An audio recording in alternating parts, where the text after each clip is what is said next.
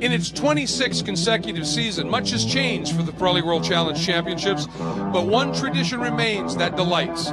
We return to the beauty of Tampa Bay and the challenge of the streets of St. Pete. Welcome to the pre-race show for the fourth round of the Pirreli World Challenge GT Championship. It is the Cadillac Grand Prix of St. Pete. Hi, everybody. I'm Greg Creamer once again, as always, with Jeff Lepper. And Jeff, amazing what's unfolded already over the course of this weekend. We had the deluge on Friday during qualifying, produced a great pole, as you might expect, for the all-wheel drive Acura of Ryan Eversley. Great run in those conditions. Not one red flag, nothing, one minor incident. Truly, the guys all behaved themselves brilliantly. Ladies as well, Christina Nielsen doing a super job. Then yesterday, in some remarkable racing in both GTS and the combined GT, GTA, GT Cup race, just some superb action. Oh, it really was. And 8 of the last 10 winners that were pole sitters at this track. That tells you how important track position is. Eversley getting that pole, able to pull it out for a win. Well, but I think the story there, isn't it, is that, yes, he had the pole. Yes, he got the start, as you'd imagine, with all-wheel drive. The competition was fierce, but he was able to stay in front of those guys on pace. Yeah, he really was, and that's got to be just a shock to not only himself, the team, and Pirreli World Challenge as well. The development for that brand new car. I've said it before in the broadcast at WorldChallengeTV.com. I've seen less sophisticated components on the space shuttle than on that Acura TLX GT. Yeah, and they clearly have it working. Another big story, of course, the grid for today's race set by Fast Laps in yesterday's race. The top 8 cars, the times within 0.8 of a second. That's impressive for qualifying. Unheard of for race laps. Yeah, absolutely, and a brand new car as well, with Andy Pilgrim sitting on the pole in that Cadillac ATS VR. Yeah, just some fantastic stuff. The race should be absolutely spectacular as well. But that drive yesterday by Ryan Eversley, amazing on an anniversary for Acura and their participation in racing. Just some remarkable stories unfolding. So a bit earlier and after that great performance, we had our Mr. Lepper here go and spend a little time with the always ebullient Ryan Eversley. Well, here with GT race winner in the Acura Motorsports HPD TLX GT, Ryan Eversley. And Ryan, I know results a little unexpected, but very rewarding. Yeah, I'm exhausted just from all the jumping up and down and screaming and hollering afterwards. So great day for us to be able to win our first time at St. Pete on the street course with the new TLX GT. Today's the 29th anniversary of Acura in North America as a luxury brand. So to get them a win on their 29th birthday is, I think, the best thing that we could have done. So, really proud of the real-time racing guys and everybody at HPD for all the hard work they put in, and looking forward to the race tomorrow to see if we can't get another good, solid result. Now, when you look at keys to this race win, we had the rain, obviously, for qualifying. Shortened session, started on pole. A lot of yellows yesterday. Any problems with that as well? You know, it's very hard to pass here, and so I was able to kind of hold the guys where I wanted them in this race and make sure I controlled the gap in certain areas. I would park them in the slow corner so I get the run out. That would help me in the braking zone for the next corner. But I also didn't have anybody in front of me. When you're behind people, which I will be tomorrow on the start, it's a little bit more difficult to keep guys, kind of at bay. So I hope we can have another awesome standing start. We got the award for that at COTA with our four-wheel drive system, gives us the big launch taking off. So if I can get a couple of those guys and we can get a top 5 out of it tomorrow, it'd be really good, but you never know how these races go. Well, he's a Pirreli World Challenge race winner, now trying to make it 2 in a row. We'll see if he can do that tomorrow. Well, not only have we known for a long time he's a remarkable character, but we also know he's proven at this level that he is a top-flight driver, Jeff. Oh, he really is. And to come into Pirreli World Challenge, you got factory guys from McLaren, Cadillac, Porsche. Now we can add that name, Ryan Eversley, to a factory Acura driver and a race winner. Yeah, and what a birthday present for Dad. That's just spectacular as it can be. We have a lot more to come here in our pre-race show, so stay with us. We'll be right back to St. Pete.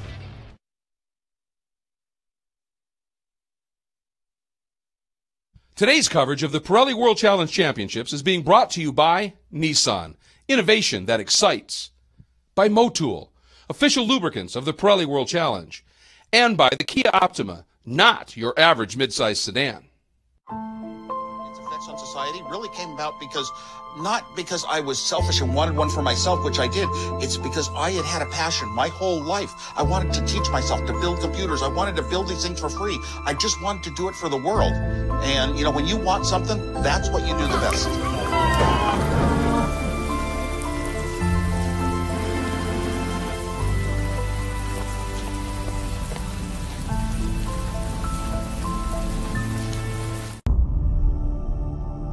No one forces us to race.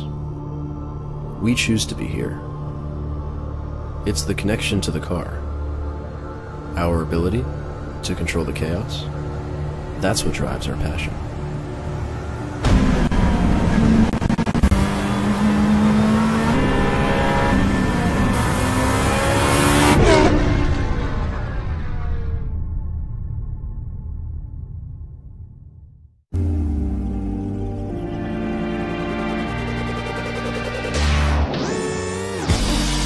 Now's the time, no delay. Gotta get going now, there's no more time to waste. More speed, little less haste. 100 miles of running, never touch the brakes. See that counting, we can't let them wait. Never late, cause it's time.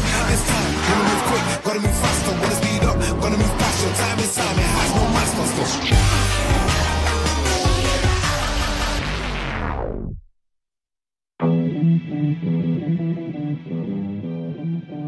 Welcome back, everybody, to the Cadillac Grand Prix of St. Pete. You know, we talked obviously about the GT category, but there's the subdivision for GTA for the sportsman drivers, and in that one, some tremendous racing. In the end, Michael Lewis, who's been fast, slipped back a little bit, fought his way back to the win. Third straight, Jeff. Yeah, I know. You got to think of Effort Nation full effect, getting 3 in a row. I got to think, when's he not going to win a race? It's been spectacular, to be sure. Marcello Hahn makes his return here at St. Pete after missing the opener at Circuit of the Americas.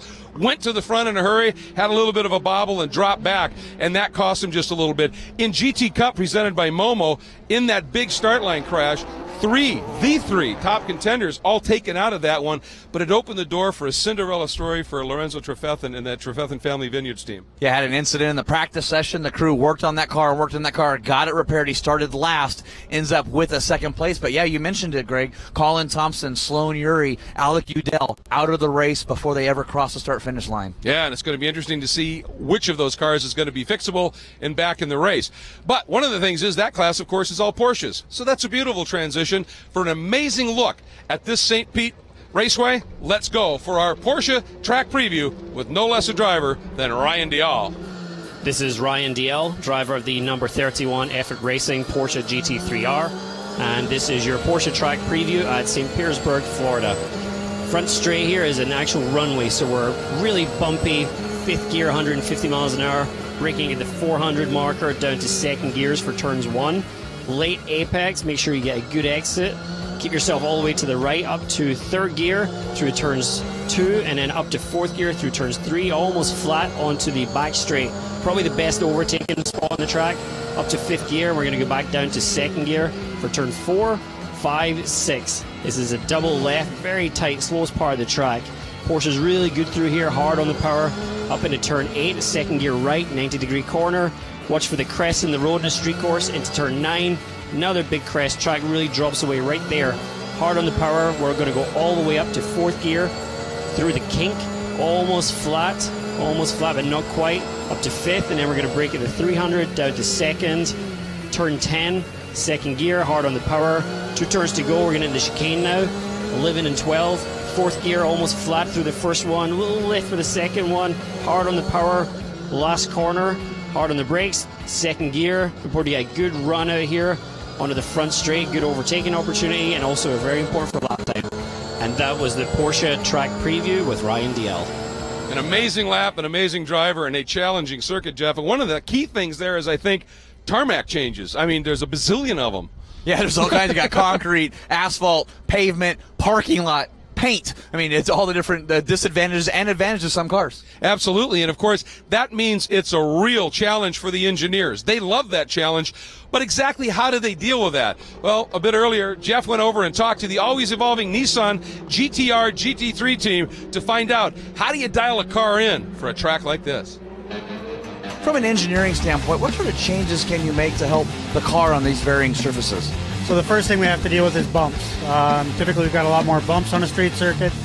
We've got different changes of pavement. Here in St. Petersburg we have a runway that we are on, transfer from the concrete on the runway to asphalt and back. You've got the crown in the road. On a racetrack the road is fairly flat. On a road, a normal street, you've got more crown in the road to allow the water to drain off. So the suspension settings have to be more supple to be able to deal with the bumps, to deal with the crowns in the road. The other thing you have is immovable walls. and the immovable walls are right at the edge of the track. So you want to make the car responsive for the driver to be able to place the car exactly where he wants to place it, because he's got to negotiate between the walls as fast as possible. Unfortunately, those two things are not mutually connected. In fact, they're usually opposed. To make a car soft and supple, it doesn't always make it very responsive and quick to maneuver. So the challenge for us is to give them that suppleness on the bumps to make sure the car is nice and smooth and easy to drive, and yet responsive so that they can turn quickly and negotiate the walls and not hit them. Well, we'll certainly see if the engineering aspect will come into play here at St. Petersburg a little bit later today.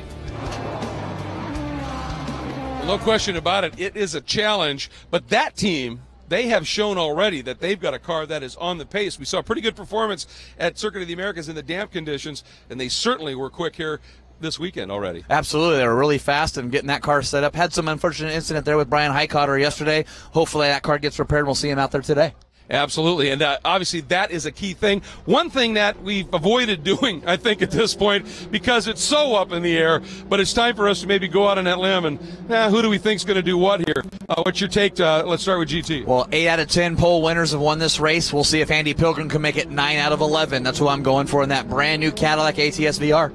I think it's tough to go against that. They don't have to with that extra weight of the GT Legacy rules to be so careful about the tires. I think they can go for it. I got a feeling, though, Kevin Estra and that McLaren just seems to be magic this year. We'll see what he's able to dial up. GTA? I would be stupid not to pick Michael Lewis, 3-time winner already. Starts from the pole again in the GTA category, so that effort racing portion out of the GT3R, Michael Lewis, my pick. Yeah, he's awfully strong. I'm going to go with Marcello Hahn because the speed he has, if he doesn't have that little bit of an issue, is always remarkable. Finally, GT Cup. Oh, we'll have to look at the grid, I think, before we pick that one. But if Colin Thompson had minimal damage, I believe his car is going to get fixed. Alec Udell, they're putting a front clip on that car as we speak. He's got about an hour and a half till we get to grid here, so I'm not sure he's going to make it. Yeah, it's going to be a struggle for sure. I think that's probably the safe bet. Although Phil Fogg Jr. has shown some really impressive pace here in that Zorro car from True Speed. So I'll go out on a limb and throw him there as well. Well, with that, folks, it's time to get this fourth round of the GT Championship for the Pirreli World Challenge underway. So I'm going to head to the booth. And, Jeff, you're going to be joined by Jeremy Sharp for the call right here. Stay with us. More of the Cadillac Grand Prix of St. Pete.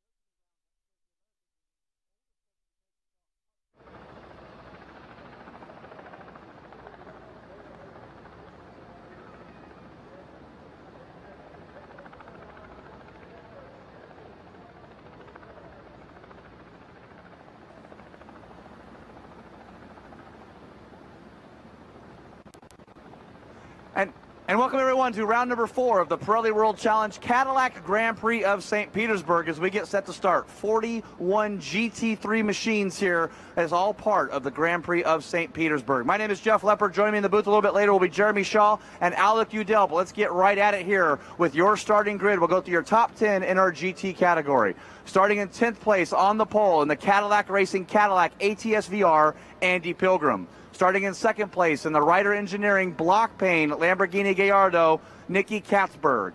In the 3rd place in the R. Ferry Motorsports Ferrari 458 GT3 Italia, Olivier Beretta. Starting in the 4th place, driver of the K-Pax Racing McLaren 650S, Kevin Estre. In the 5th place, it's going to be James Davidson in his Nissan Nismo, always evolving Replay XD GTR GT3. Starting in the 6th place in the DeVilbiss Hawk Performance CRP Racing Audi R8 LMS, Mike Skeen. Starting in the 6th place, we got Ryan Dial in his Effort Racing Porsche 911 GT3R. In the 9th place, your winner from yesterday in the Acura Motorsports HPD Acura TLX GT, Ryan Eversley. And rounding out your top 10 will be Johnny O'Connell in the 2nd of those Cadillac Racing ATS Vizars. And the 9th, Chris Dyson in that Mobil 1 Breitling Continental GT. Going to get our pre-race festivities started here. And we've got to speak with Jim Verpelat here for real quick. And Jim, the Cadillac will get you a command to start engines right now. Get you lined up there, sir. All right, let's do this.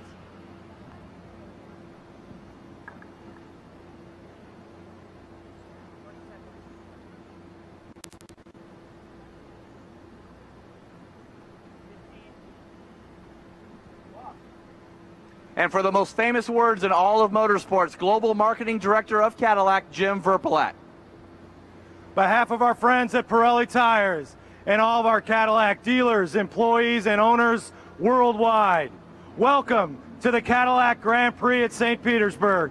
Drivers, start your engines.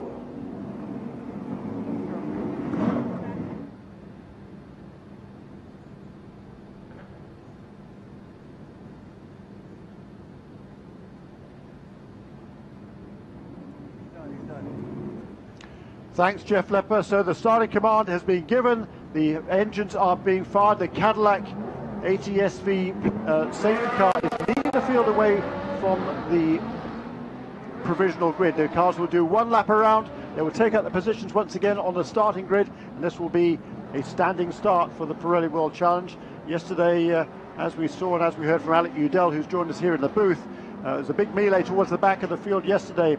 But what a performance it was yesterday by Ryan Eversley to come away with the victory. He started from the pole position as a result of the qualifying session on Friday being held in the wet.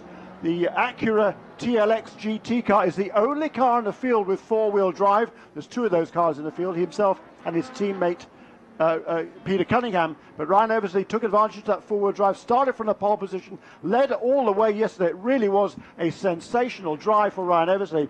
His first victory in the GT ranks of the Pirreli World Challenge. And as we heard from Jeff Lepper, he will be starting today's race from a little bit farther down the field in the 9th position. But still, it's a good starting position for Ryan Eversley. Anything in the top 10 is good, and particularly with a launch that four-wheel drive car gets. Alec Udell, you probably haven't driven a four-wheel drive. You were the youngest ever driver to start a Pirreli World Challenge race, but that was, what, 3 years ago now? Ancient history. But you've never driven four-wheel drive, perhaps in a race car, but you know the performance that'll give you off the starting line.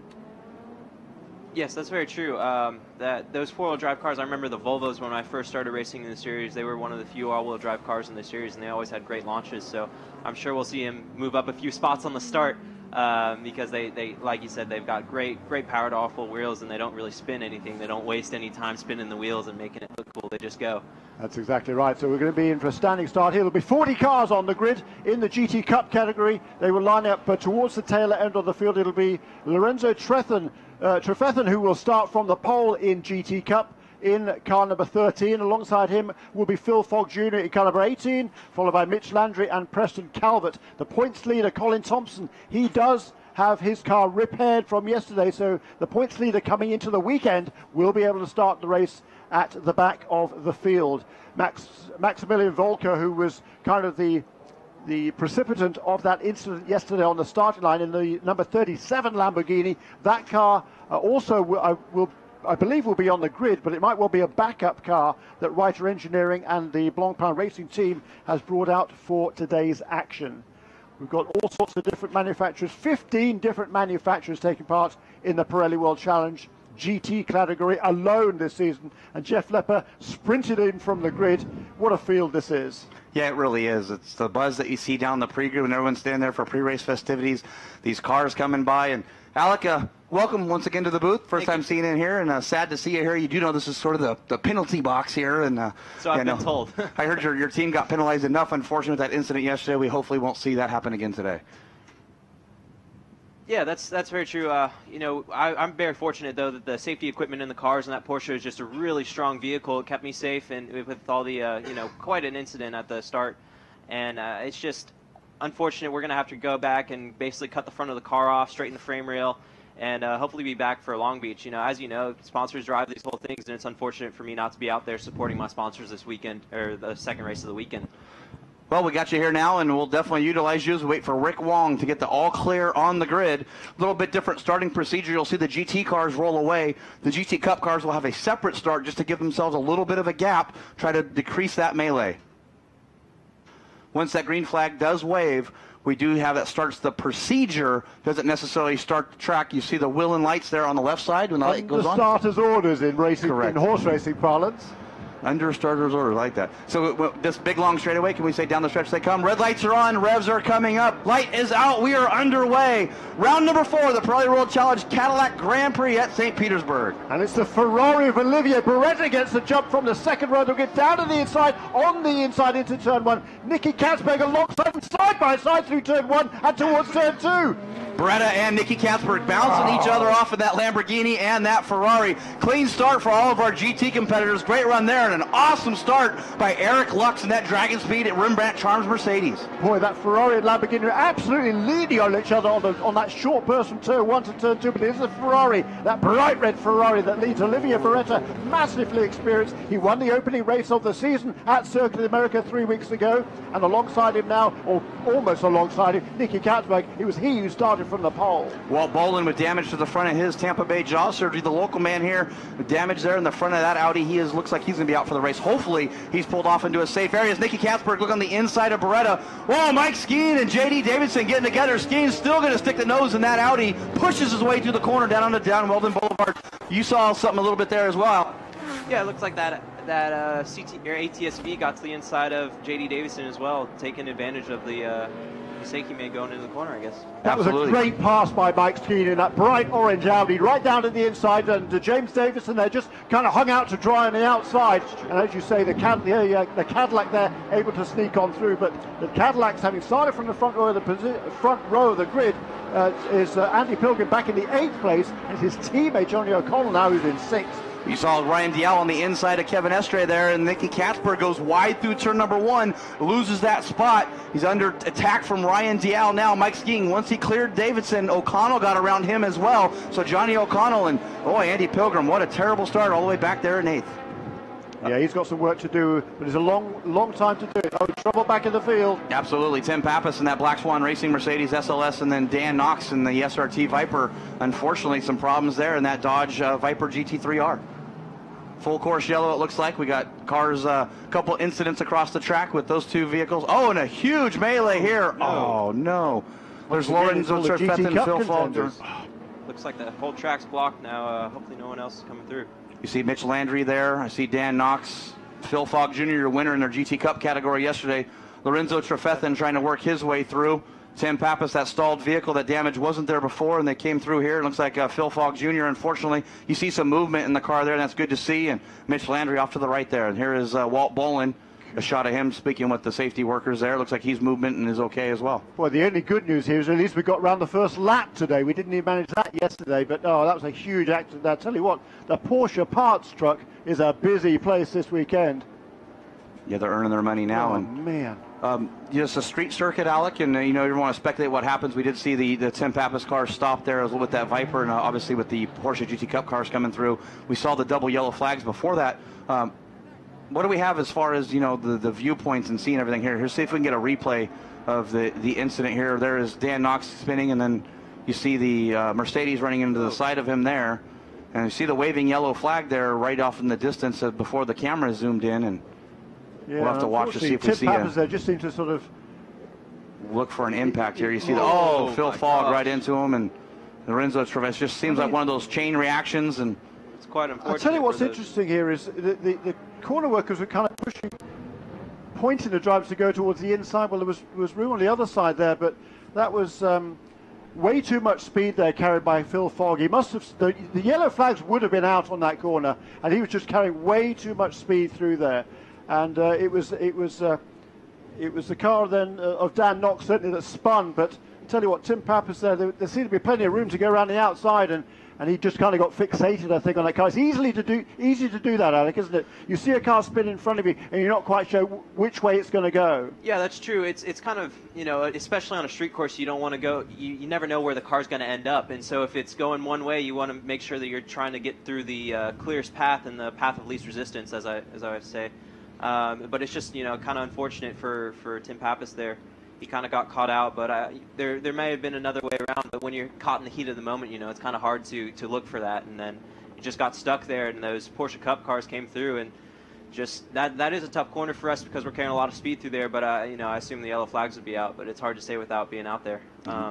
Seems pretty upset about that. I would be too. Oh, yeah, absolutely. I would be too. You're absolutely right, because wave yellow flags, if it's just a stationary yellow flag, that means to take care. If it's a waved yellow flag, then it would have been, I'm sure, then that is extreme caution. And the way that Porsche was clearly on the limit coming through that corner, that was, that was. And another thing about the street courses is that you definitely need a good amount of spotters throughout the track. And so if you didn't have a spotter, for that corner, it'd be.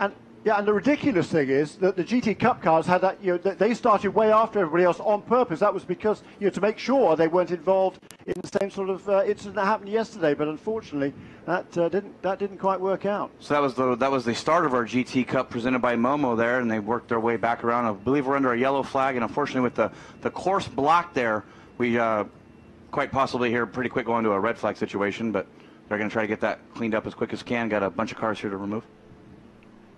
We're going to see what race control has to say about what our schedule is going to be here with the conditions of the track blockage. We'll get back underway. We're going to take a quick break at World Challenge TV and Torque.tv. We'll be right back.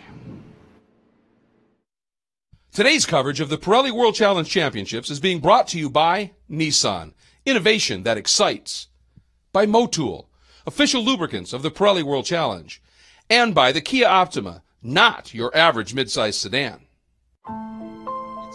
Society really came about not because I was selfish and wanted one for myself, which I did.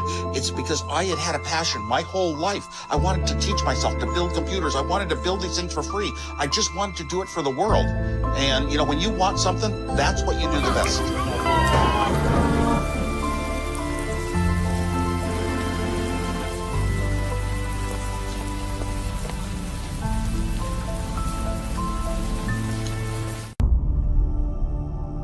No one forces us to race.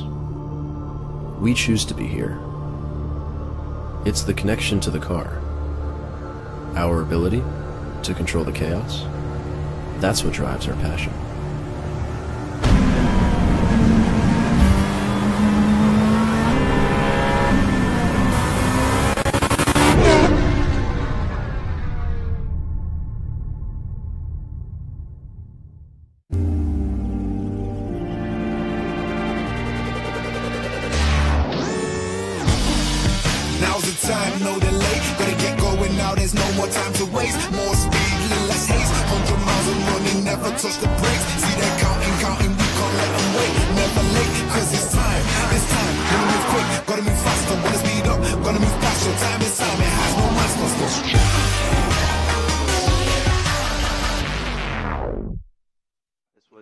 Out of the car, okay?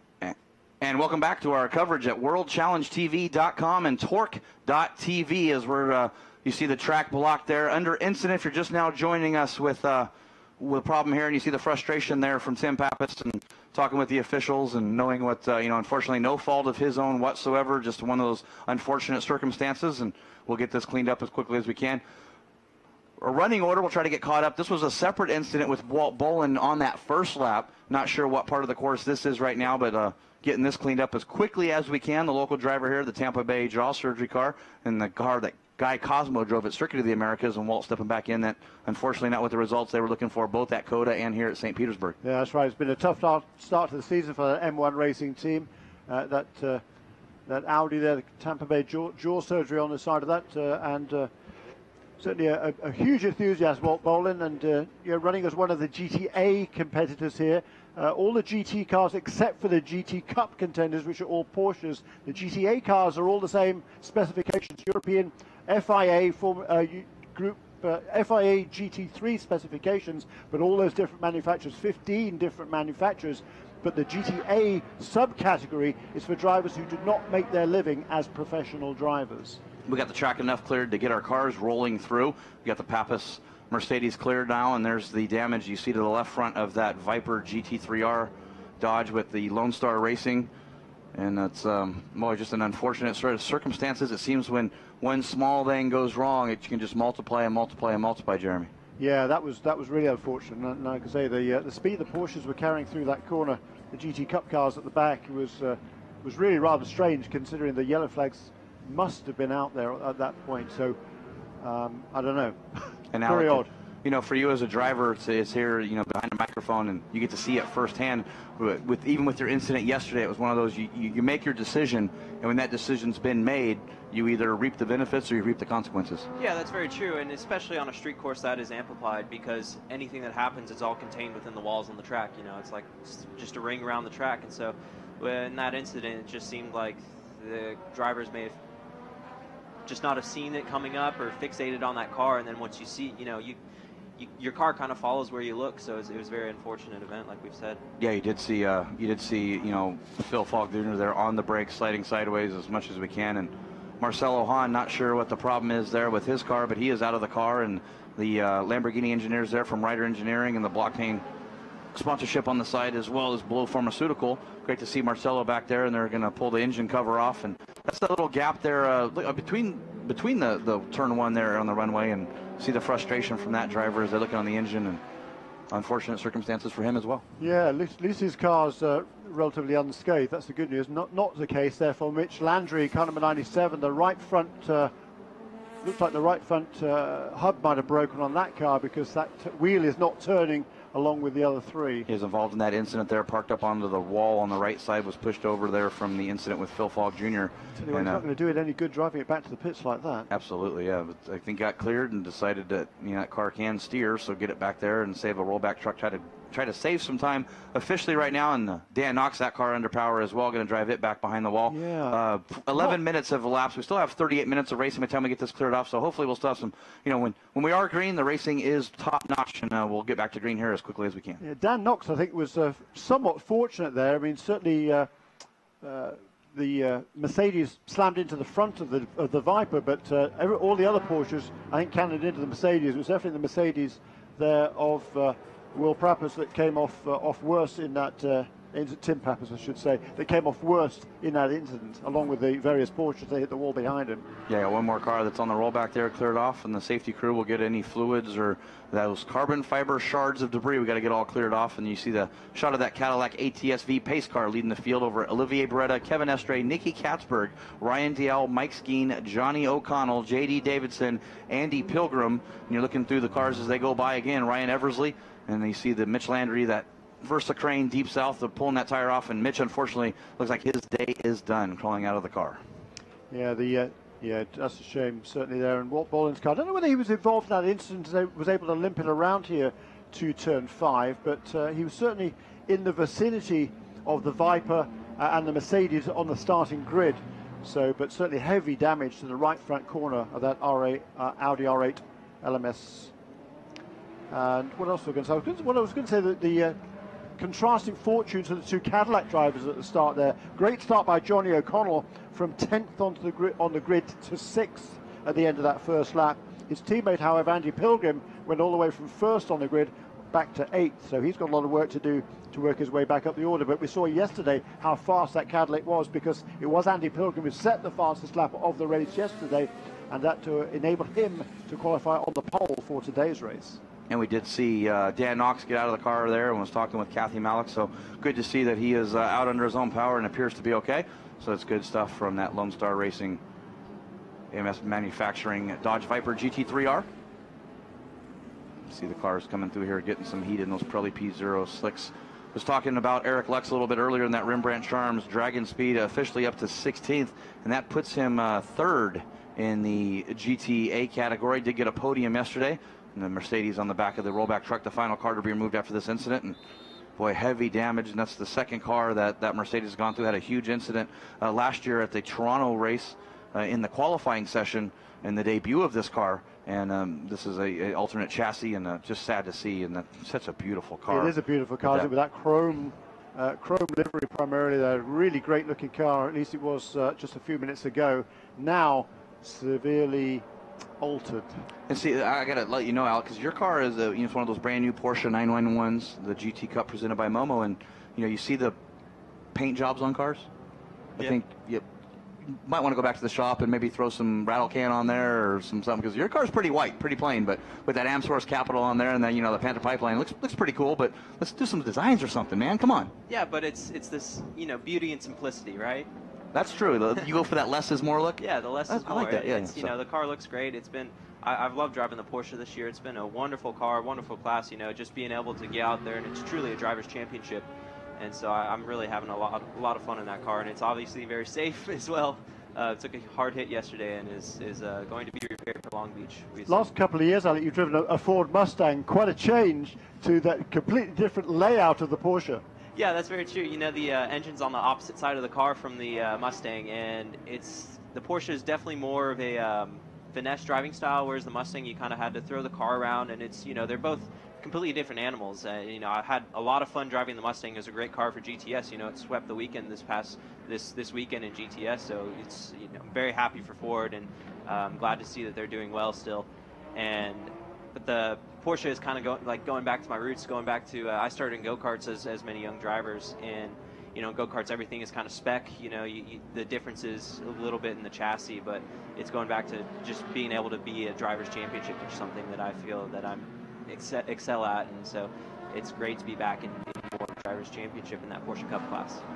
Also, you with the Global Motorsports Group too, a team change now. So you go to that Global Motorsports Group with James Safranis led there. You see that Audi going by on the screen right now. Got Spider livery there as well. Supporting them as well. And Spider's been with that team for quite a bit. And you get 4 cars, 5 cars, 6 cars. You're the only GT Cup presented by Momo car that GMG is running. Is that going to affect you throughout the year, or how does the data sharing work, since it is a spec class and it's all Porsches? It's very interesting for me because it's the first time that I've ever really done Porsche racing, and James has obviously done a lot of Porsche racing back in the year, so he's been a very good mentor for me. And I have to give a shout out to him. He's up into 11th place, I believe, today. So he's going well. He had a great start. So it's been really good. I have Nev Gas for my crew chief, and he's the best out there. I feel with Porsches, and he's been a great guy. We got Buddy Fay for engineering, and it's been great working with GMG. It's a change of pace for me, obviously, working with Motorsports Development Group last year, but I haven't had any issues. We're running well in Porsche Cup, and so it's very difficult, obviously, to compete with True Speed.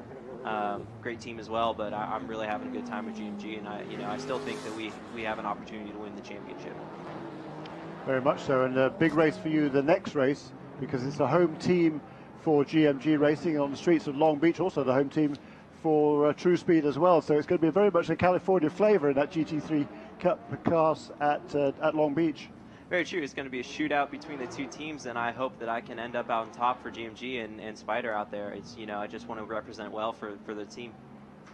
Just getting word down from pit lane that Marcello Hahn, unfortunately with that Blau Pharmaceutical block pane Lamborghini Gallardo, that was an electrical problem issue with that Lamborghini, and that the car has been retired for the event, unfortunately. So sad to see that. Hopefully we'll see Marcello back here at Long Beach and Barber Motorsports Park coming up. See the cars warming up those Pirreli P0 tires. Looks like most of the track is clear. We're going to run the cars through there to kind of make sure that all the drivers are aware of where the oily dry is.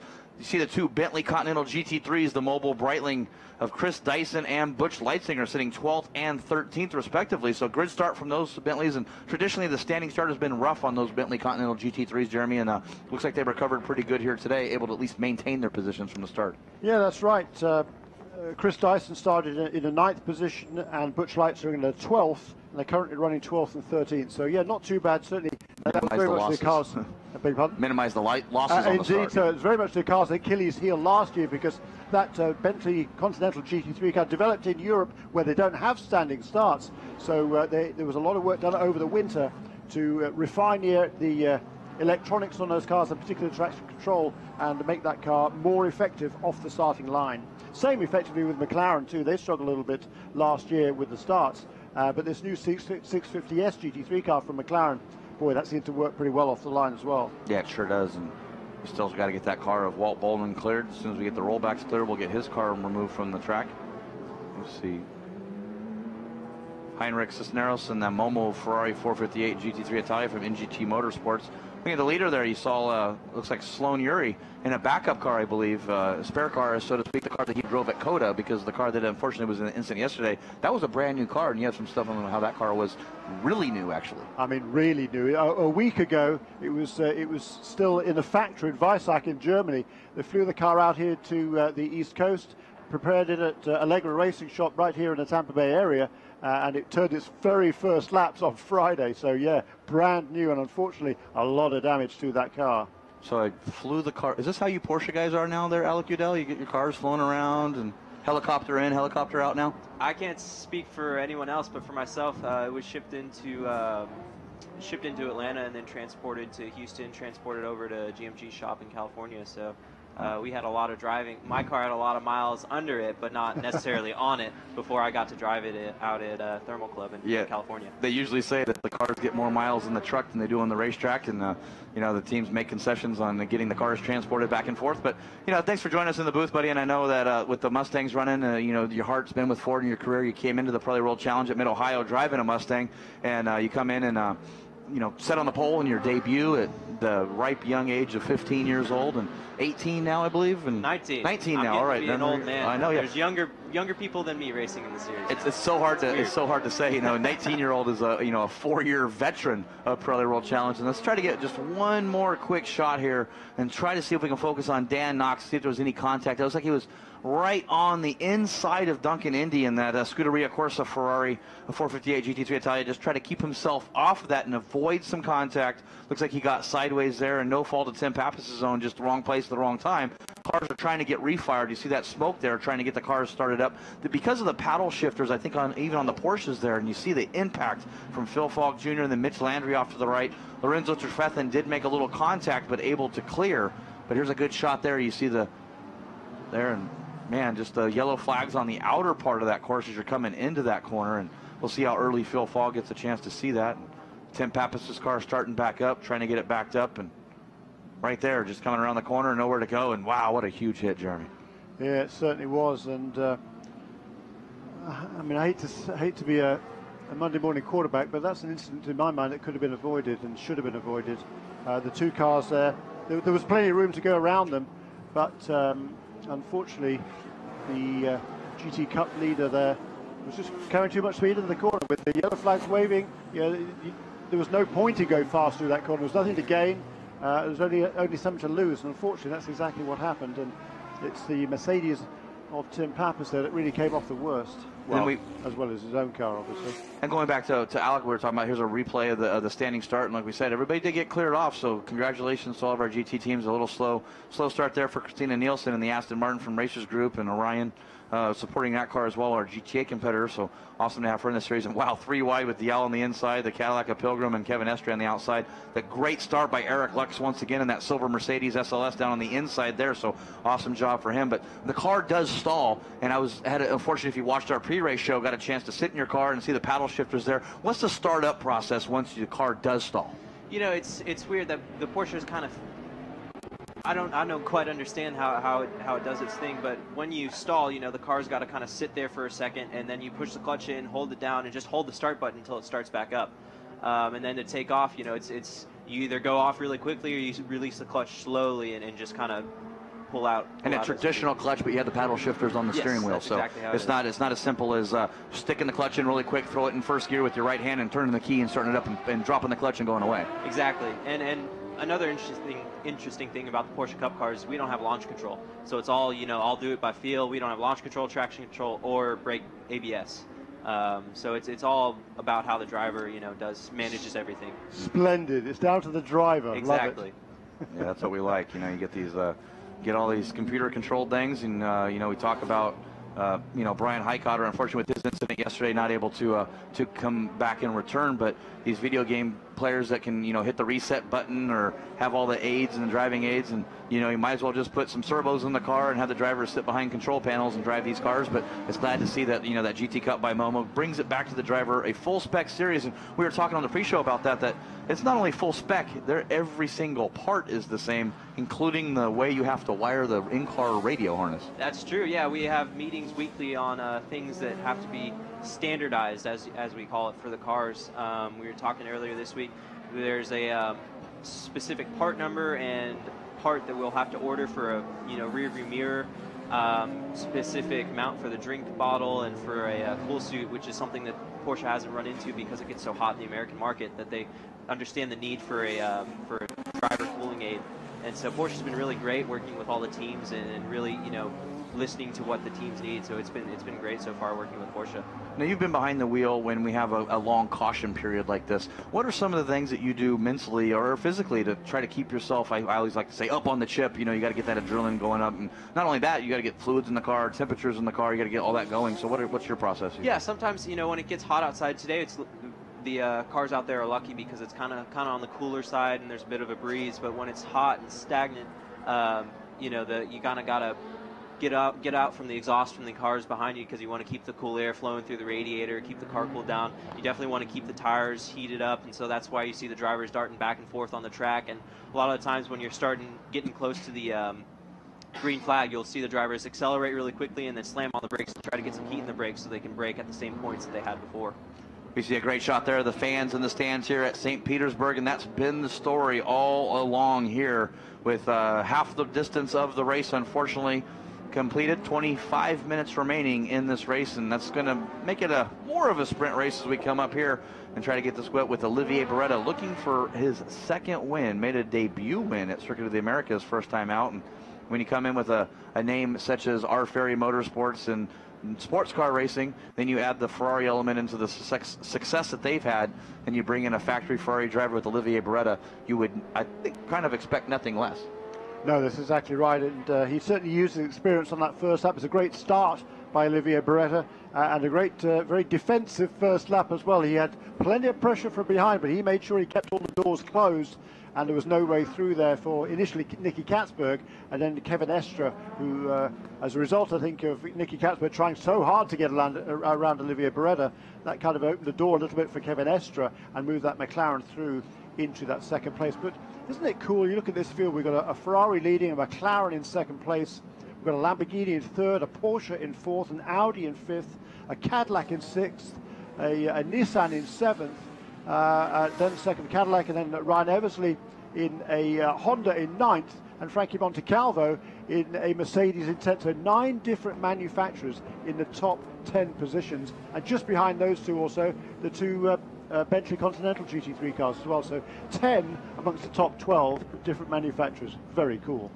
Yeah, I think that's something that makes Pirelli World Challenge such a great series, is that these cars out there that are driving on track, are cars that you can see on the road, and all the manufacturers are, as you said, most of the manufacturers, as you said, are represented in the top 10, so it's great to be able to see a car and as a fan relate to the car that's out on the track. So that's I know one of the things that I like about the Pirelli World Challenge. I always like to say it's the cars that you see in the parking lot, the cars you see on the freeway, the cars that you drive, or the cars that, like myself, you wish you could drive. The McLarens, the Ferraris, the Bentleys, the Cadillacs.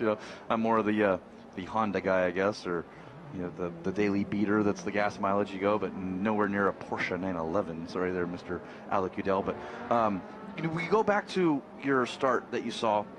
Is there something that you do as a driver that, what could I have done differently? Yeah, there's always that 20/20 hindsight that you have. You go back, and I've watched the start video countless times now, well over 100 times probably. And there's a few things, in the heat of the moment, you don't always see all the parts. And so basically what I did was I looked for the open slot, and the open slot was on the right of that Audi there. And so as soon as I made it through that, the Lamborghini came back over from the other side of the track and just kind of, I had no idea that it was going to bounce off the other side of the track and come back to collect me as well. So it was quite unfortunate. Looking back on it, I would have tried to go to the left of the Audi, but it just didn't make sense at the time for me. And the Pirreli Road Challenge Series does a great job at getting yellow flags out when there's a stalled car, when there's an incident, just as an advisory. But unfortunately, I wasn't able to make it through yesterday. Yeah, it's one of those things, the nature of the beast. Well, the Cadillac ATS-V pace car continuing to lead this field through lap, I believe we're working, because we had that stoppage that we had, lap 10, and still have about 22 minutes remaining in this race, and getting a good shot of these beautiful machines coming through here. And you see the Dodge Viper back there racing with Duncan Indy, tried to make a little bit of contact there, and was just enough to get the rear of that car around. And Tim Pappas tried to look for the going to the right, and then right into the side of that. And then, of course, the incident that we saw there with Phil Falk Jr. and the Zorro True Speed 911 GT3 Cup presented by Momo Car slam into the back of the Mercedes. The good news is it looks like Mitch Landy's car did go back. We saw Dan Knox. We saw Phil Falk Jr. with movement there. Here, all cars are good, and getting word from race control, going to get a restart this time by, and there's the impact. Yeah, slow hurry there. He was the smart one there, managed to avoid all that carnage and move through the gap on the left-hand side of those two stricken cars. We're here now coming into the final couple of corners. I think momentarily we'll see the pace car pulling off. Yep, we'll get a chance to utilize our VP Racing Fuels acceleration zone. The two yellow cones you'll see on driver's left against the wall, and that's the point where Olivier Beretta can choose when he decides to accelerate and start the race, with Jerry Russett waving that green flag somewhere in that zone. You'll see the cones off to the right side of your screen, but look at the machinery coming down this straightaway here as we're getting ready to go back under green for round number 4 of the Pirreli World Challenge GT. And there it is, green flag, we're back underway, and a great jump by J.D. Davidson getting to the inside around the Cadillac. Ryan Dial gets a great start, going to make it 3 wide, coming down to turn number 1 with Nicky Katzberg, Kevin Estre onto the side, back in line. Yeah, and Ryan Dial just carried a little bit too much speed in that effort racing. Porsche has to tuck in behind both the McLaren and the pursuing Lamborghini going through turn 2. And a great run there by the Dyson Bentleys. Look at that. Obviously a great run for those Continental GT3s with Chris Dyson going to the outside, passing, and Butch Leisinger doing the same. Good run, picks up a couple positions. Once again, Olivier Beretta there, the racing very defensive on that run down to turn 4, and he's just making sure there's no gaps down the inside for Kevin Estre to put that McLaren. Yeah, look at this, J.D. Davidson in that always evolving Nissan GTR GT3, the lone Nissan in the field now, back to 6th place. Behind him is one of the Cadillacs, not sure who that is. That's Johnny O'Connell. Both Cadillacs nose to tail now with it's O'Connell and Pilgrim back in 8th and 9th. Yeah, so Pilgrim has found a way past, I think, one of the cars there. I think that was the... was it James? No, James Davidson still ahead of him, but certainly one of those two cars make up a little bit of ground. But now, coming onto the front straight, the McLaren all over the back end of the Ferrari. These two European cars, absolutely nose to tail, but boy, that Ferrari has really good straight line speed, able to edge away just a little bit before the braking area down in turn 1. Yeah, Kevin Estre, boy, made the move to block a little bit, was Beretta. Estre says, I'm going to go back to the outside. Really stuck it in there on the outside of turn number 1, able to maintain the lead. The battle on for the lead here in GT. Well, a great run there for Mike Skeen in 4th place, that individual. This Audi of CRP Racing right on the tail now of the Lamborghini. Once again, Olivier Beretta getting very, very defensive there to the inside line. Watching the battle here as we see Nicky Katzberg, Mike Skeen is allowing them to join up, and Ryan Dial 1, 2, 3, 4, 5 nose to tail. It's hard to pass here on the streets of St. Petersburg. Track position is the most important thing. You got to get a run off the corner, get that forward bite, try to get a run on the guy in front of you to make that pass. And there's Kevin Estre. Who would have thought that you would ever see the lights flashing to try to get around Olivier Beretta? I don't think that's going to scare him much at all. I don't think it is. Olivier Beretta has been there, seen that and done that, and won that as well, but under immense pressure in the braking area for turn 13, and the McLaren there just trying to get a good run on the corner and stay with the Ferrari down the straightaway. Behind him it's the Lamborghini, then the Audi of Mike Skeen. Ryan Dial there, shuffled back a position at the start, but James Davidson in that number 33 Nissan, he made up a position at the restart at the expense of Johnny O'Connell. You see Olivier Beretta in that Ferrari 458 GT3 Italia. kind of pulled about a 2-car length gap on the exit of turn number 1. Seems he's coming off the corner a little bit. The McLaren a little bit better in the braking. Nicky Katzberg trying to see if he can find his way around the McLaren. Go looking inside, back to the outside, down into that braking zone, turn number 4. Top 9 cars there on that last lap, all turned laps within a couple or 3 tenths of each other. The fastest car of that group was actually Ryan Diel in the 5th place in that car number 31, that Effort Racing Porsche. He was the fastest car on the track on that last lap, and he's now right onto the tail of Mike Skeen in that bright orange De Vilbiss Audi. But don't count out those 2 Audis in 7th and 8th with Johnny O'Connell and Andy Pilgrim. They're right behind J.D. Davidson, and then Ryan Eversley in that Acura, your winner yesterday, the TLX GT from Real Time and HPD, really trying to see if he can work through. This is going to be another one of those they're really not sure on the longest runs, but Kevin Estre, you see that in the braking zone, comes up behind the Ferrari trying to get a run, and I got to think that if he was to back that up a little bit, he loses a lot of ground on the exit against that Ferrari. Yeah, fair comment, but certainly that Ferrari puts the power down well, and it's very, very fleet in a straight line. It's a very slippery aerodynamic shape, that Ferrari 458 Italia, and it's very effective on the straightaways. It handles beautifully on the straights. Now, like when you're battling for the lead like this, are you paying attention to what's behind you? Are you constantly checking everywhere? Yeah, it's very, obviously we've got Olivier Biretta running quite a defensive line, because, you just want to focus on staying out ahead. And it looks like we got the GT Cup leaders on the screen now, and that's Sloan Urie and Colin Thompson there. And so I imagine Colin's going to put on quite a lot of pressure onto Sloan to try to get that 3rd win of the season.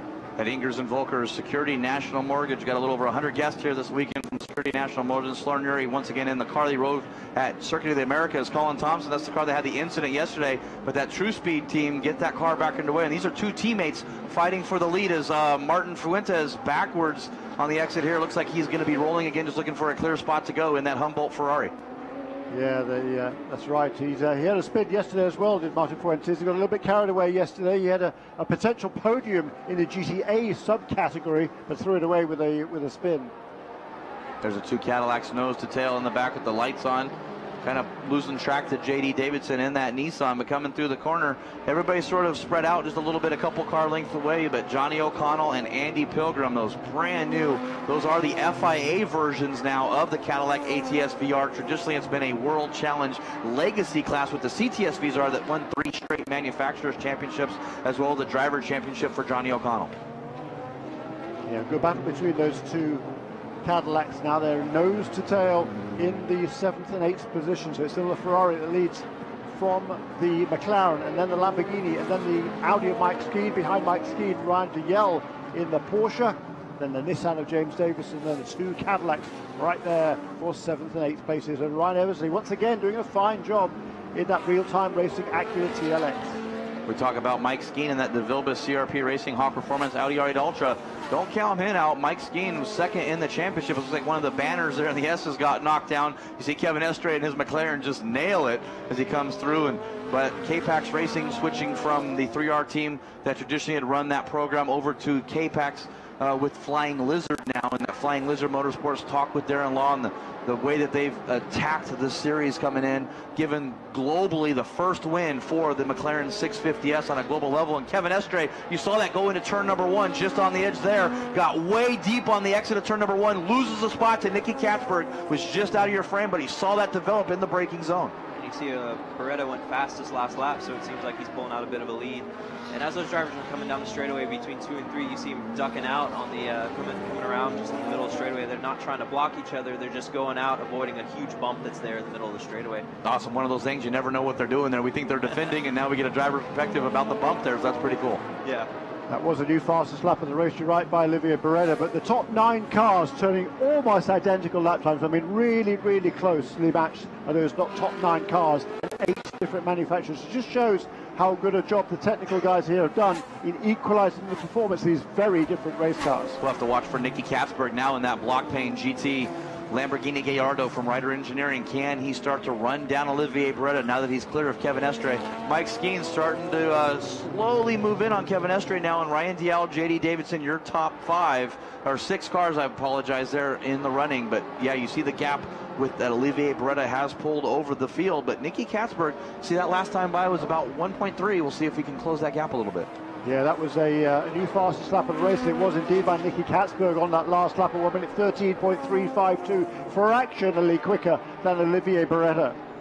Yeah, there's that bump that Alec Udello alluded to there, moving around that.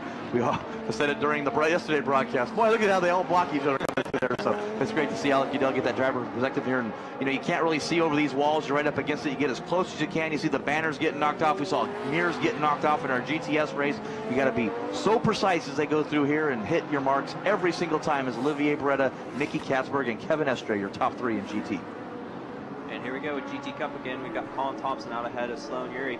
So that's a good finish. Like I said, they're going over that bump, around that bump. So that's good for both of those cars to be back out in front after the unfortunate events that we all went through yesterday. Yeah, Colin must have perhaps made that move in turn 1, because as they came across the line to complete the previous lap, it was still Sloan Urie that led that GT Cup class. So the lead now in the hands of Colin Thompson, the winner of 2 races at Circuit of the Americas a couple of weeks ago. There was that the replay there of Kevin Estre getting wide into the braking zone, turn number 1.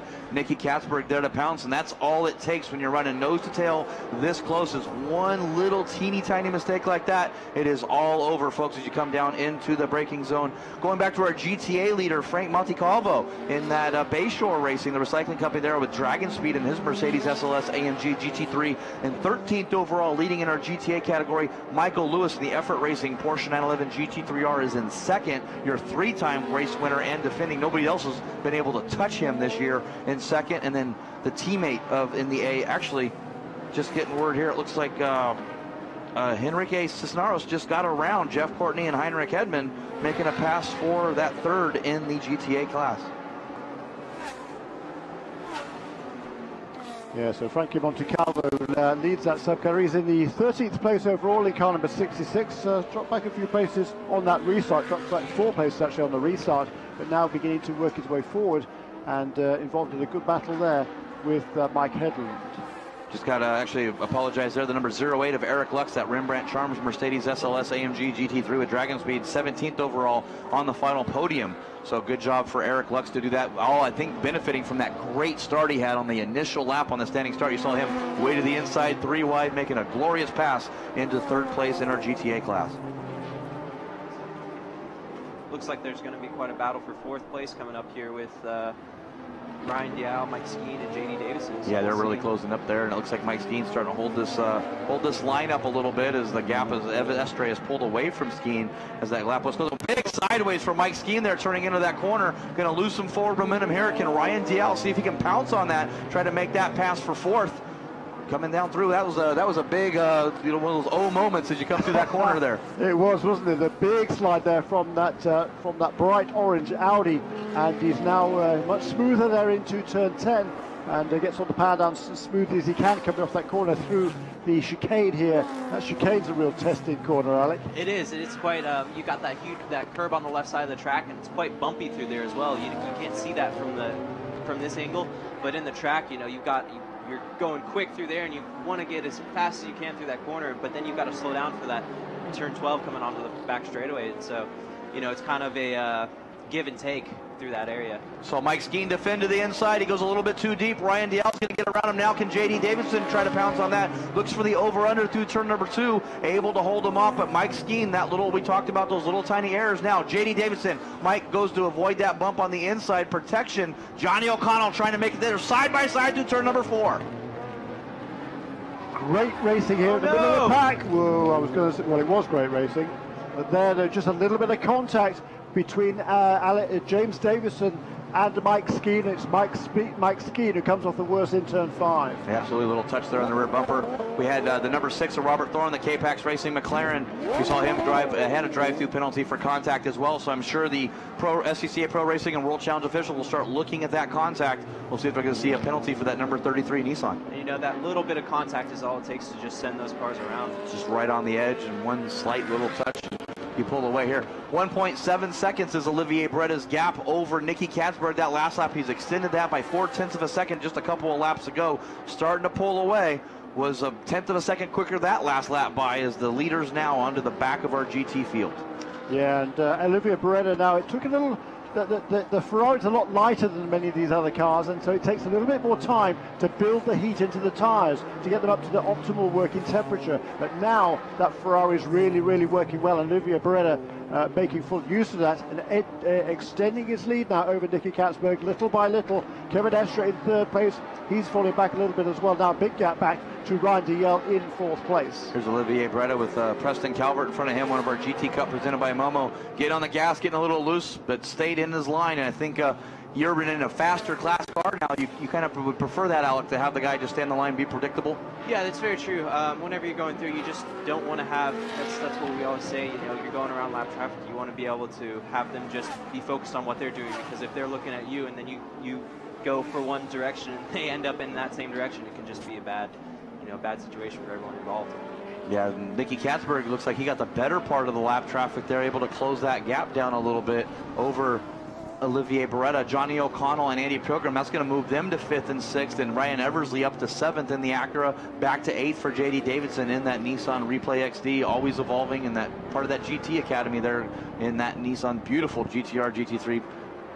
I can't really say it's my favorite car, but it looks really awesome. I love those Nissans, and glad to have them as part of the series in Nissan with Pirelli World Challenge. Andy Pilgrim, wow, stepping that car out down through that turn 2 complex, and you got the bumps, the paint, the crown on the road, a street circuit into a parking lot. I think everything you can throw at a racetrack is all right here on this facility here at St. Pete, Alec. Yeah, it's very true, but this is a wonderful track to drive at. It's got all the aspects of a regular road course all put into a street course, and I personally love street courses because you only get the track on time that you have at the when you go to the races. So it's wonderful to be able to go to a place where people can't practice all the time. So it's really, just making the best of the time that you have at the track. Not much changes in the front of our GTA field there, Jeremy, with Frank Montecalvo leading, Michael Lewis in 2nd place, and Eric Lux in 3rd. That's right. Enrique Cisneros in the Ferrari in 4th place, that Momo car, and then Jeff Courtney in car number 99, another of the Audis in the 5th position. But this is the battle here. There's a look at Ryan Eversley on our screens, just drop back just a little bit from the 2 Cadillacs in front of him, but still been a really good performance this week by Ryan Eversley. Yeah, it's one of those things with that real-time and Acura Motorsports and HPD. Every single time that car can turn a wheel, they can learn on that. That is a brand new car. I've said it before, and I'll say it again. I've seen less sophisticated components on that car on the Space Shuttle that we have, and here is that drive-through penalty for car number 33 for the contact with Mike Skeen that we saw a little bit earlier. So taking the driver steward there with Brian Till taking immediate action. Yeah, and tell you what, we've got a battle heating up for the lead here. The last couple of laps, Nicky Katzberg has been significantly faster than Olivier Beretta. Now got a battle for the lead then. The Ferrari that still leads, but all of a sudden, 2 sort of kind of average lap times for him, and Nicky Katzberg a lot closer last time around. Yeah, right down the inside of Lorenzo Trefethen there. The GT Cup presented by Momo, and Lorenzo sees Nicky Katzberg coming through, runs wide there to let him go through. So great heads-up driving by Trefethen there, letting our 2 leaders go. And yeah, Nicky Katzberg on the charge now with a little less than 4 minutes remaining in this race. Going to be about 3 laps to go here as they come across the line. Can he make it happen? And there is Mike Skeen. Unfortunately, looks like he's got a tire problem in that DeVille Biss Hawk Performance Audi R8. Unfortunate down on pit lane. Well, Mike Skeen seems to have no luck at all. I mean, he was right in contention for the championship last year, then had just a disastrous final weekend at Miller Motorsports Park. Whenever things are looking up for him, it seems to take a turn for the worse. But it's certainly looking good. He had a good run in the early stages of this race, but then it all went wrong. They had a contact and now into the pit lane with a puncture. Well, it is luck. It's just not the proper luck. Yeah. That back left there is... There's the 2 leaders there coming through turn 2 now. 23 laps completed overall. Last time around for Olivier Beretta was kind of back on his usual pace, 1 minute 13.9. The fastest lap of the race set by Nicky Katzberg, 1:13.144, just fractionally quicker than Olivier Beretta. But Beretta now stretching the legs once again of that Ferrari, and he's got a comfortable 8-10 car lead over that Lamborghini. One of those you open it up a little bit, then realize, oh, I might want to just maybe not slow down too much here, but well in control of the pace here. As you see the 33 car, there's Heinrich Hedman, that number 10 Mercedes-Benz SLS AMG GT3, got the hood popping up a little bit. What a cool paint job on that, the old Evel Knievel style with one of the Dragon Speed cars there, and the Borla exhaust. Turner Motorsports, this is the 10 years ago was when Turner Motorsports in 2004, 2005 won the double championship. They made their debut back here at St. Petersburg last year, and now a full-on season assault two-car program with Bill Ziegler and Brett Curtis running with. So it's great to have Turner Motorsports come back to Pirreli World Challenge. It is, and hopefully we'll see those cars. The Turner Motorsports BMW was super impressive last year here on the in the hands of Dane Cameron.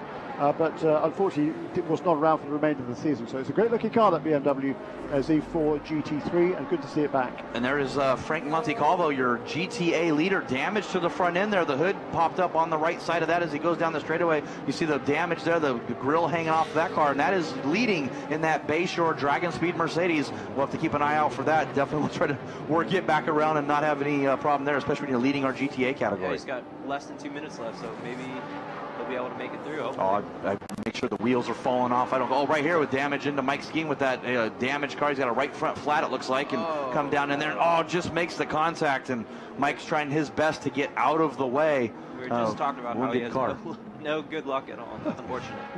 That was rather bizarre, wasn't it? Here the cars have come across the line one more time. We've got less than a couple of minutes remaining, but it looks like it's going to be 2 more laps here for the Ferrari of Olivier Beretta. Last time around, a 1 minute 13.9. Previous lap was 1:13.2, so that was a very quick lap by Olivier Beretta with a tenth of his fastest lap. But now he looks in his mirrors, and that white Lamborghini is right there. Next time by, it'll be 1 lap to go with 1 minute remaining in this race. So for your leader, number 61, assuming it'll be your leader, number 61, Olivier Beretta, it'll be 1 lap to go for these racers. So Frank Montecalvo only has to hold it back for 1 more lap in our GTA, but Butch Leising, with that restart that he got, making it 3 wide in that Bentley Continental, able to move up to 9th with his teammate right behind him in 10th. So good run from the 2 Bentleys in the top 10. Yeah, that's a welcome boost there for that Bentley team Dyson, because they struggled in the first races of the season at Circuit of the Americas. They've been a lot more competitive here on the streets of St. Petersburg. Coming around the final corner, Olivier Beretta in the Ferrari of Ontario, Toronto, Calgary, R Ferry Motorsports 458 GT3 Italia, coming down through. 1 lap to go for Olivier Beretta. There's Sloan Urie in the Ingers and Vogels Porsche 911 GT3 Cup car. Colin Thompson still leading in her GT Cup class, and in 2nd place is Sloan Urie. Stretched away too has Colin Thompson at the lead of that class. Leads now by about 3.5 seconds over Sloan Urie. And here is this battle for the lead coming down into 4. The white flag is already out, but the lead is already almost halfway around this final lap. Well, Alec, thank you so much for joining us in the booth. I'm going to head down to Victory Circle, get some interviews for our CBS broadcast April 5th at 5 p.m. Eastern. I'll have you and Jeremy call this race at the end. Thanks very much, Jeff Lepper. So here it is coming out of turn 8 there, the last just now 4 or 5 corners to go for Olivier Beretta. He's got a comfortable lead over the Lamborghini. A couple of lap cars ahead of him. They should not be a concern for Olivier Beretta. Well, the next car directly ahead of him now as he goes through turn 10 is our 2nd place car in GT Cup. That is Sloan Urie. But again, that shouldn't be a drama here for Olivier Beretta. And he comes into this final corner. It's been a fine drive, hasn't it, Sloan?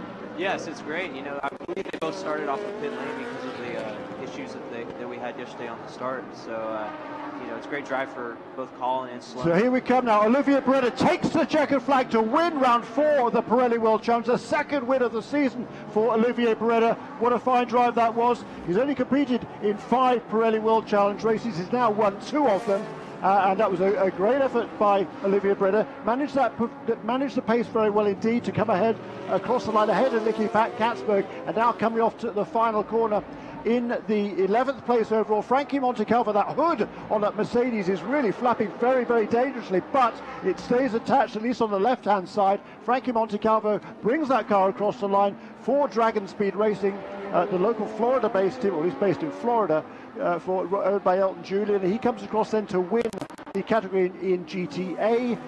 Behind him will be Michael Lewis in 2nd place in car number 41, and Henrique Cisneros comes across the line in the 3rd place in that Momo Ferrari to take 3rd place in GTA, just ahead of Eric Lux. In the meantime, our GT Cup presented by Momo, that Colin Thompson is the lead car in that field. He's just coming into the final couple of corners now. That Porsche of Bucks County entry prepared by Kelly Moss Motorsports in collaboration with True Speed. Here comes Colin Thompson, win number 3 on the season.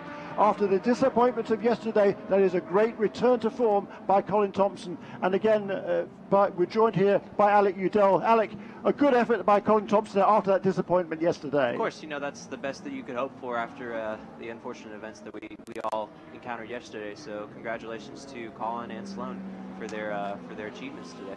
So round 4 of the Pirreli World Challenge in the books, and pretty much a flag victory once he'd taken the lead at the start. He started from the inside of the second row, did Olivier Beretta, the veteran Monegasque, in the R Ferry Motorsports Ferrari, but he snuck through into the lead at the first corner, and he certainly had his mirrors full on several occasions from various different contenders, particularly Nicky Katzberg in that white Lamborghini Gallardo, the Blancpain Racing entry, but it was Olivier Beretta who held on to claim the win, and he did so in style here on the streets of St. Petersburg. We've had perfect racing conditions this morning, and after the mixed conditions we had earlier weekend with that really humid conditions and then the rain, how nice is it, Alec, to have these races run in the dry? It was great. I mean, obviously I didn't get the chance to drive the race in the dry, but this track, as I said earlier in the broadcast, is quite fun to drive on in the dry, and it gets a little puddly in the rain, so the qualifying out in the rain was kind of unfortunate, but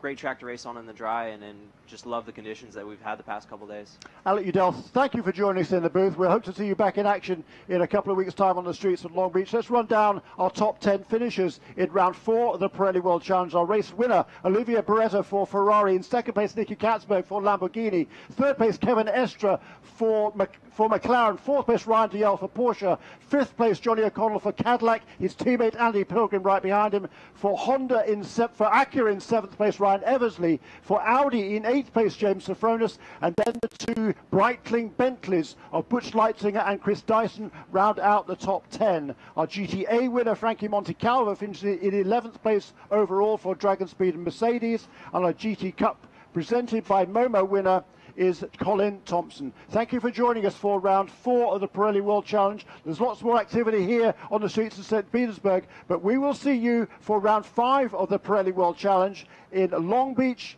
California, and you can catch us on worldchallengetv.com. Today's coverage of the Pirreli World Challenge Championships is being brought to you by Nissan, innovation that excites, by Motul, official lubricants of the Pirreli World Challenge, and by the Kia Optima, not your average midsize sedan. Its effects on society really came about not because I was selfish and wanted one for myself, which I did. It's because I had a passion my whole life. I wanted to teach myself to build computers. I wanted to build these things for free. I just wanted to do it for the world. And, when you want something, that's what you do the best.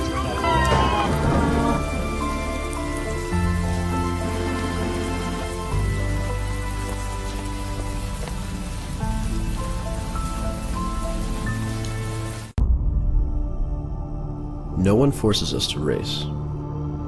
We choose to be here. It's the connection to the car. Our ability to control the chaos. That's what drives our passion.